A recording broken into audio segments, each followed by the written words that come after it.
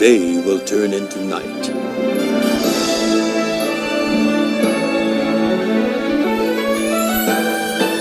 Enjoy the show, but don't look at the sun. The only safe time to view an eclipse is if you're in the path of totality and during the minutes of totality. Otherwise, you'll need certified eclipse glasses. To learn more, go to eclipse2017.nasa.gov and NASA TV.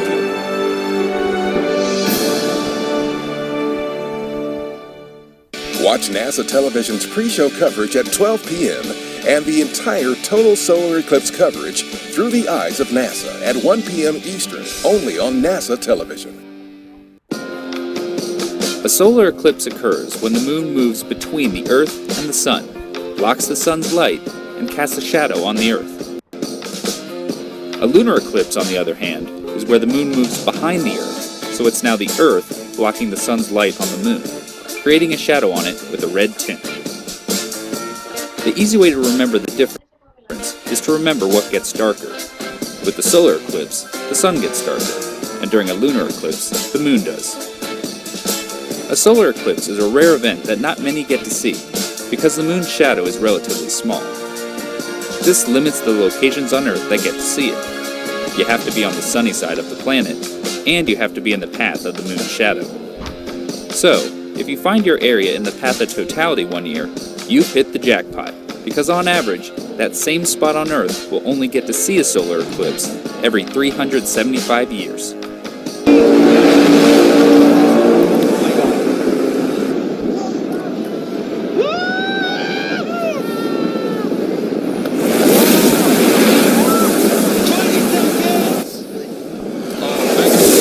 I got Corona. I have Corona. Yeah? There it is! The reflection on the water! 10 seconds! Diamond ring! Diamond ring! Diamond ring! Look! Oh my God!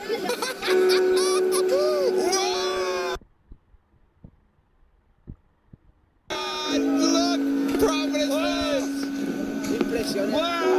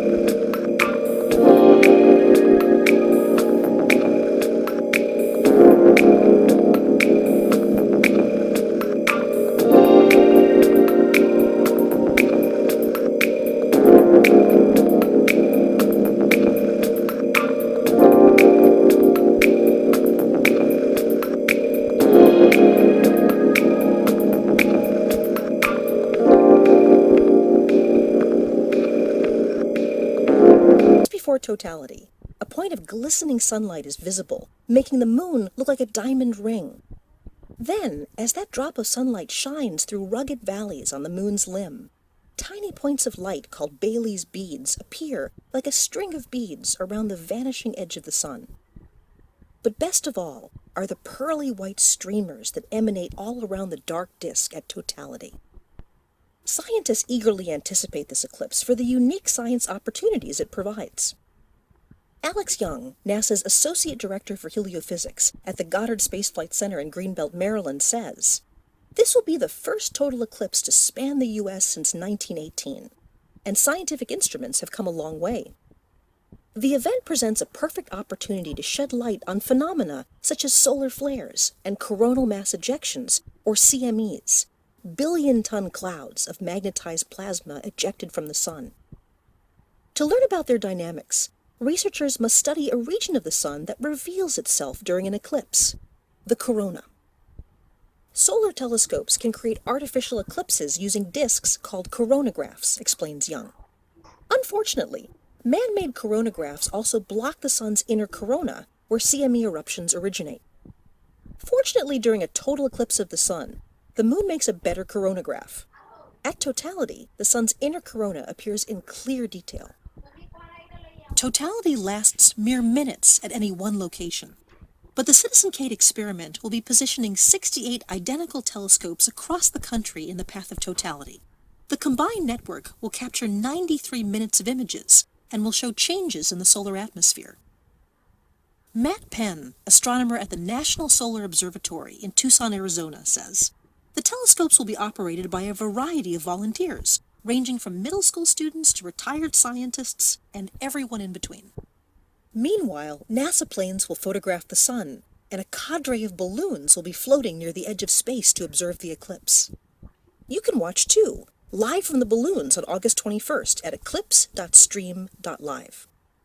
The terrain and weather are quite varied across the U.S., and the moon shadow will briefly change the climate in each locale. The moon's apparent diameter is larger than the sun's, blocking all direct sunlight, turning day into darkness. Totality occurs in a narrow path across Earth's surface, with a partial solar eclipse visible over a surrounding region thousands of kilometers wide. The last time a total solar eclipse was visible across the entire contiguous United States was during the June 8, 1918 eclipse. And not since the February 1979 eclipse has a total eclipse been visible from anywhere in the mainland United States. The path of totality will touch 14 states. Although a partial eclipse will be visible in all 50 states, the total area of the path of totality will be about 16% of the area of the United States. Although most of this area is over the ocean and not actually over the United States. The event will touch land on the Oregon coast as a partial eclipse at 9:06 a.m. PDT on August 21st. And will end later that day as a partial eclipse along the South Carolina coast at about 2:44 p.m. Est. There are expected to be logistical problems with the influx of visitors, especially for smaller communities. There have also been problems with counterfeit eclipse glasses being sold. Future total solar eclipses will cross the United States in April 2024, 12 states, and August 2045, 10 states. And annular solar eclipses, meaning the apparent size of the moon is smaller than that of the sun, will occur in October 2023, 9 states, and June 2048, 9 states. When can you see it? Times for partial and total phases of the eclipse vary depending on your location.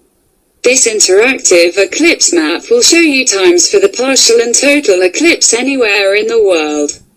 Where can you see it? You can see a partial eclipse, where the moon covers only a part of the sun, anywhere in North America. To see a total eclipse, where the moon fully covers the sun for a short few minutes, you must be in the path of totality. The path of totality is a relatively thin ribbon, around 70 miles wide, that will cross the US. From west to east, The first point of contact will be at Lincoln Beach, Oregon at 9:05 a.m.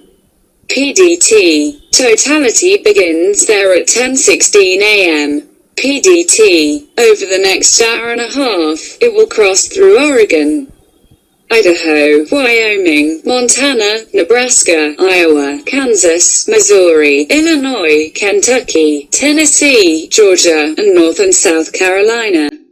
The total eclipse will end near Charleston, South Carolina at 2:48 p.m. EDT. From there, the lunar shadow leaves the United States at 4:09 Eastern Daylight Saving Time. Its longest duration will be near Carbondale, Illinois, where the sun will be completely covered for 2 minutes and 40 seconds. How can you see it? You never want to look directly at the sun without appropriate protection except during totality. That could severely hurt your eyes. However, there are many ways to safely view an eclipse of the sun, including direct view, sometimes with drastic drops in temperature within seconds to minutes. Young reminds everyone to be safe. Solar filters, such as eclipse glasses, are necessary to look at the sun directly.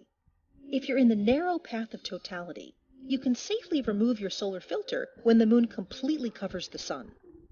However, when the moon moves off the center of the solar disk, even a little, the sun's blinding surface reappears, and you should once again use your solar filter. NASA has a whole web page. During a solar eclipse, the moon casts a shadow with two parts, the umbra and penumbra. The moon's umbra is part of the moon's shadow where the entire sun is blocked by the moon. In space, it's a cone extending some 400,000 kilometers behind the moon. It's when the small end of this cone hits the Earth that we experience a total solar eclipse. Most eclipse maps depicting the path will show you a circle representing the shadow of the moon. But in actuality, the true shape of the umbra is more like an irregular polygon with slightly curved edges. This is because the moon isn't a perfect circle. It has mountains and valleys on its surface, which all affect the passing sunlight and subsequent shape of its shadow. And scientists now have a greater understanding of the shape of the moon's surface, thanks to NASA's Lunar Reconnaissance Orbiter. The unprecedented level of detail from the topographic maps, photos, and other datasets has allowed us to more precisely pinpoint the regions on Earth falling within the path of totality of a solar eclipse. So, if you get the chance to witness a solar eclipse, always remember that our little moon plays a role that's quite large.